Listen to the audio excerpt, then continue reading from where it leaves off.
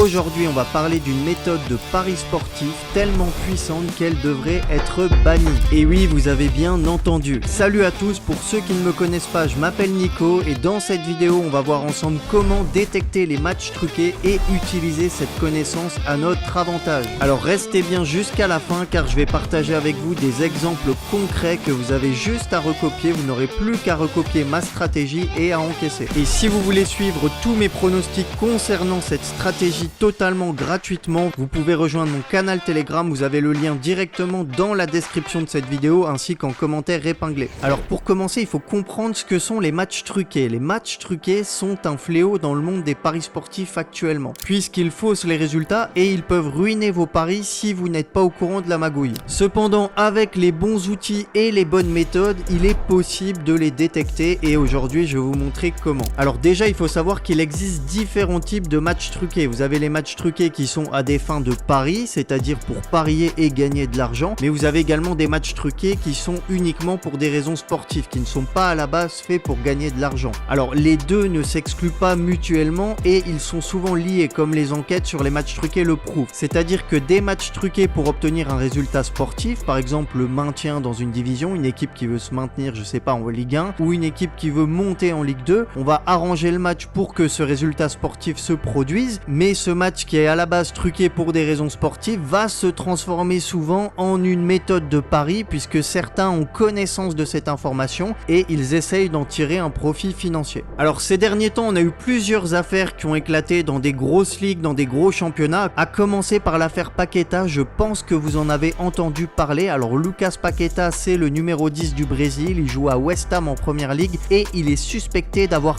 intentionnellement reçu des cartons jaunes pendant plusieurs matchs de première ligue, donc avec son club West Ham. Donc il y a l'affaire Paqueta, on ne sait pas encore ce que ça va donner, et il y a même eu une affaire en NBA, donc un match truqué en NBA, Jontay Porter, un joueur des Toronto Raptors qui a été banni à vie par la NBA récemment au mois d'avril 2024, puisqu'il a été reconnu coupable de matchs truqués. Vous savez, en NBA on peut parier sur le nombre de points, le nombre de rebonds que vont prendre les joueurs, etc., même le nombre de passes, et donc on peut parier sur les over-under. Par exemple, Jontay Porter va mettre moins de 10 points dans le match, ou alors Jontay Porter va prendre moins de 3 rebonds dans le match. Donc ce que faisaient ses amis, ou en tout cas l'organisation qui pariait sur ces matchs, ils pariaient sur le fait que Jontay Porter allait faire par exemple moins de 5 points dans le match. Le match commençait et au bout de 2 minutes, Jontay Porter sortait sur blessure. Alors il simulait une blessure ou alors il avait une vraie blessure, mais visiblement c'était une simulation. Et donc comme ça, forcément s'il sort au bout de 2 minutes, il n'a pas le temps de marquer de points, il n'a pas le temps de faire de rebonds et donc les paris sont gagnés. Et la NBA s'est aperçue que ça s'est produit à plusieurs reprises et qu'à plusieurs reprises il y a eu de gros montants qui ont été placés sur ces paris. Et forcément ça a alerté les bookmakers qui ont ensuite alerté la NBA une fois, 2 fois, 3 fois. Et forcément la NBA a une réputation à tenir, on peut pas se permettre d'avoir des matchs truqués en NBA. Donc le joueur a été banni. Alors ça c'est des affaires donc qui existent dans les gros championnats, dans les grosses ligues, et faut le savoir. Nous c'est pas sur ce type de ligue, sur ce type de championnat qu'on va détecter les matchs truqués, on va se concentrer sur les championnats mineurs. Mais ce qu'il faut bien que vous compreniez, c'est que les matchs truqués sont partout. Alors dans les gros championnats, dans les grosses ligues, c'est très difficile à détecter. Très souvent les infos ne fuitent pas et c'est difficile de détecter les mises suspectes puisqu'elles sont noyées dans la masse. Mais si les matchs truqués visent les grosses ligues et les gros joueurs qui sont très bien payés, Lucas Paqueta en première ligue, il est payé plusieurs dizaines de millions d'euros par an. Pareil pour Jontay Porter en NBA. Donc évidemment, si ça touche ce type de joueurs qui sont déjà millionnaires, ça touche également les joueurs qui jouent dans des ligues mineures et qui ont des salaires moindres. Ce qu'il faut bien comprendre également, c'est que les matchs truqués sont en croissance, en forte croissance ces dernières années, notamment depuis l'année du Covid. On va voir les raisons après, mais on peut voir déjà qu'en 2021, on parlait d'une année record pour les matchs truqués avec plus de 903 matchs rencontres jugés suspectes dans tous les sports. Alors ces données nous sont offertes par Sportradar. J'ai déjà fait plusieurs vidéos sur ces rapports de Sportradar que je détaille plus en profondeur. On voit qu'en 2022, on avait à nouveau une année record pour les matchs truqués avec cette fois-ci 1212 matchs estimés suspects. Donc on est passé de 903 matchs en 2021 qui était déjà un record à 1212 matchs en 2022, donc une croissance de 300 matchs en seulement un an. Et en 2023, on a à nouveau eu une année record pour les matchs truqués, cette fois-ci 1329 matchs estimés suspects dans 11 sports différents et dans 105 pays différents. Donc on voit que ça touche vraiment tous les sports mais également tous les pays. Alors comme je le disais, les raisons sont nombreuses. On a déjà une incertitude économique dans le monde, que ce soit au niveau financier, au niveau politique. On ne sait pas trop où va le monde en ce moment et donc forcément ça va causer des incertitudes financières, des peurs pour les joueurs, pour les arbitres qui ont envie de se mettre à l'abri, qui ont envie d'être tranquilles financièrement, qui ne savent pas combien ils vont gagner d'argent dans 6 mois, l'année prochaine, s'ils vont avoir un nouveau contrat. Donc énormément d'incertitudes. Il y a également l'attrait d'un revenu supplémentaire. Voilà, en plus de ton salaire, parfois en un seul match truqué, on peut doubler son salaire. Donc si on en fait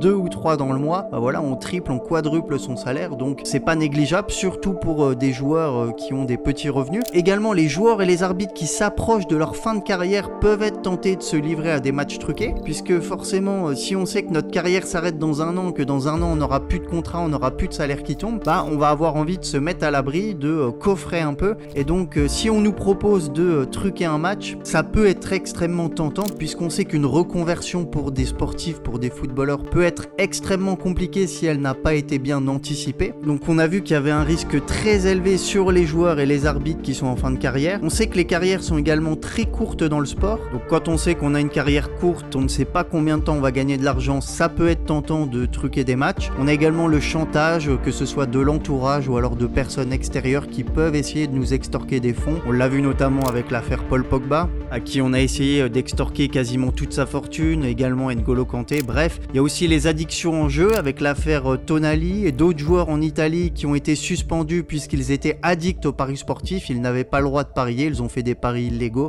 Donc l'addiction, on va le voir aussi après, ça touche énormément les joueurs. Et ce qu'on peut dire aussi, c'est que les efforts pour lutter contre les matchs truqués sont largement insuffisants, que ce soit de la part de l'UEFA, de la FIFA. Les moyens en place ne sont pas suffisants pour lutter contre ce phénomène de matchs truqués. Alors on voit qu'on a plusieurs articles, football, pourquoi l'addiction aux paris sportifs touche autant les joueurs professionnels. Donc on a eu plusieurs cas ces dernières années de joueurs professionnels qui ont avoué être addicts aux paris sportifs. On a également Johan Cour, un ancien joueur de Caen qui a expliqué donc avoir été menacé. Il est tombé également dans l'addiction des paris sportifs et il a contracté plusieurs dettes. Et forcément, si on a des dettes, parfois on va vous proposer de truquer des matchs pour rembourser vos dettes. Donc imaginons, je sais pas, qu'il ait 50 000 € de dette, on va lui dire bah sur ce match tu vas marquer contre ton camp ou tu vas prendre un rouge et on efface ta dette. Donc ça peut être également une raison qui va pousser certains joueurs à truquer des matchs. Voilà comment les paris sportifs ont matrixé les jeunes footballeurs. Et également les menaces, on va te casser les jambes si tu ne rembourses pas, le témoignage glaçant d'un joueur italien suspendu pour paris sportifs. Donc voilà pour les témoignages. Maintenant je vais vous montrer concrètement comment vous pouvez détecter vous aussi les matchs truqués et gagner de l'argent grâce à ces matchs truqués. On va voir ensemble plusieurs cas de matchs qui ont été truqués, les méthodes que j'ai utilisées. Vous n'aurez plus qu'à les recopier et à les utiliser vous aussi dans vos paris sportifs. Alors ici c'est un match de Coupe du Président en Malaisie, donc un match de U20 entre Perak U20 et Melaka United U20. Alors vous pouvez parier facilement sur ces matchs sur les bookmakers hors argel. Vous voyez que j'avais proposé d'ailleurs ce match sur mon canal Telegram. J'avais proposé ici l'over 1,5 et on voit que le pronostic est passé. Il y a eu 2-0, un but à la 82e. Il y a même eu 2-1 à la fin, donc le plus de 2,5 buts est passé. Et pourquoi alors j'avais proposé le plus de 1,5 but sur ce match? On va analyser ensemble les variations de cote sur le bookmaker Cronbet. Alors ici c'est un screenshot de l'application iScore et on voit qu'on est sur le bookmaker Cronbet, donc qui est un bookmaker asiatique, et c'est sur ce type de bookmaker asiatique que les grosses mises sur les matchs truqués vont être placées, puisque les liquidités sont assez importantes et que ce type de bookmaker réserve notamment un certain anonymat aux parieurs, ce qui permet donc de placer des grosses mises en étant assez discret. Alors qu'est-ce qu'on peut observer sur ce match? On peut voir qu'on était à la 16e minute ici, 0-0. On avait un cut-over de 1,75, ici 1,5/2, donc over 1,75. Donc over en 75, pour que le pari soit gagnant, il faut qu'il y ait au moins 2 buts dans le match et même 3 buts pour que le pari soit totalement gagnant. Alors on peut voir qu'on avait une cote de 1,72 pour cet over 1,75 à la 16e minute. À la 20e minute, on voit que le bookmaker a placé le cut à 2. Donc déjà on a une augmentation du cut. Cette fois-ci le bookmaker ne voit plus un over 1,75 mais il voit un over 2 et il ouvre la cote de l'over 2 à 1,96. 2 minutes plus tard, on voit que la cote est passée de 1,93 à 1,73. Donc déjà ici c'est très suspect. Mais ce n'est pas tout, puisqu'on voit qu'à la 29e minute, le cut est cette fois-ci à 2,25. Donc on a à nouveau augmenté le cut de l'over, cette fois à 1,85. Et c'est pas fini, puisqu'on voit que le cut va même finir à 2,5 à la 34e minute. Donc pour résumer, on est passé ici de la 16e minute à un cut over 1,75 à 1,72 pour finir à la 34e minute à un cut over 2,5, même 33e minute cut over 2,5 à 1,85, alors que le score n'a pas bougé, toujours 0-0. Il n'y a pas eu d'événement majeur dans ce match, il n'y a pas eu de penalty, il n'y a pas eu d'expulsion, il n'y avait pas énormément d'occasions. Mais alors pourquoi le cut a autant augmenté et la cote autant baissé? Tout simplement parce qu'il y avait des énormes mises qui ont été placées sur ces paris, sur l'over 1,75, sur l'over 2, sur l'over de 25, sur l'over 2,5. Et on voit donc que c'est ce qui s'est produit dans ce match, puisqu'il y a eu 2-0 à la 82e. Donc ici mon pari over 1,5 s'est révélé gagnant, et comme je le disais, il y a eu 2-1 à la fin du match. Donc pour tous ceux qui ont misé sur l'over 2, over 2,25, over 2,5, les paris ont été gagnants. Donc ici aucun doute, le match était bien truqué en Coupe de Malaisie. On est cette fois en Finlande, donc un match entre Pepo et le FC Futura. Alors ici c'est un cas d'école, on voit qu'on était à la 67e minute, 1-0 pour Pepo, et regardez les mises donc sur l'over 2,5, je crois que j'avais déjà parlé de ce match, mais 25 000 € placés sur l'over 2,5 avec une cote qui dégringole. On voit qu'ici la cote était à 4, alors ça c'était juste avant le but de Pepo. Ensuite, juste après le but, la cote est passée à 2,25, donc un cut normal, over 2,5 à 2,25, il reste seulement 25 minutes à jouer, c'est plutôt logique, mais on voit que sans raison, la cote a totalement dégringolé de 2,25 à 1,30, tout simplement parce qu'il y a eu des grosses mises, donc c'est 25 000 € qui ont été placés sur l'over 2,5. Donc ici on avait vraisemblablement des insiders qui savaient qu'il y aurait au moins 2,5 buts dans ce match, donc il y aurait 3 buts dans ce match, et c'est évidemment ce qui s'est produit. Il y a eu 2-0 à la 73e, 3-0 à la 83e, et même 3-1 et 3-2 à la 84e et 87e. Donc ici le pari over 2,5 est passé très facilement, et aucun doute sur le fait ici, vu les mouvements et vu les sommes placées sur ce type de match, aucun doute sur le fait que ce match était truqué. Et dernier exemple que je vais vous montrer dans cette vidéo, on est ici en Coupe du Venezuela. Alors si vous suivez régulièrement mes vidéos, que vous suivez mon canal Telegram, vous savez qu'il y a énormément de matchs truqués ces derniers temps en Coupe du Venezuela. Alors qu'est-ce qu'on voit ici? Match entre Dinamo Puerto et Monagas. On voit qu'on a des mises sur le plus de 1,5 but à la mi-temps, 9 000 €, mais surtout une belle chute de cote. On voit que la cote du plus de 1,5 but à la mi-temps était à la base à 3,50, elle a dégringolé à 2,18, et on voit qu'on a également quelques mises sur la victoire de Monagas à la mi-temps. Ici 7 200 € qui ont été placés sur Monagas à la mi-temps, avec une cote qui est passée de 2,75 à 2,28. J'avais donné une alerte sur ce match d'ailleurs sur le canal Telegram, j'avais envoyé l'over 1 à la mi-temps, donc pour une cote de 2, j'avais envoyé assez tôt puisque la cote était encore assez intéressante. Donc over 1, pour que le pari soit totalement gagnant, il faut qu'il y ait 2 buts dans le match, et s'il y a seulement un but en première mi-temps, le pari est remboursé. Ça permet d'assurer une certaine sécurité, et donc ici le pari a été gagnant puisqu'il y a eu 1-0 pour Monagas avec un but à la 16e et un second but qui est intervenu très rapidement ensuite à la 25e. Donc on a encaissé ici une belle cote de 2 assez facilement, et aucun doute ici évidemment sur le fait que le match soit truqué. Donc voilà pour cette vidéo. Si vous souhaitez bénéficier de mes pronostics et de mes alertes, vous pouvez rejoindre mon canal Telegram. Vous avez juste à recopier mes pronostics. Dès que j'envoie une alerte, vous allez sur votre bookmaker, vous prenez le pronostic. C'est extrêmement facile, extrêmement simple. Si vous voulez rejoindre le canal Telegram, vous avez une nouvelle fois le lien en description ainsi qu'en commentaire épinglé de cette vidéo. Donc moi je vous dis à tout de suite sur le canal Telegram pour les prochains pronostics, et à très vite sur YouTube pour une prochaine vidéo.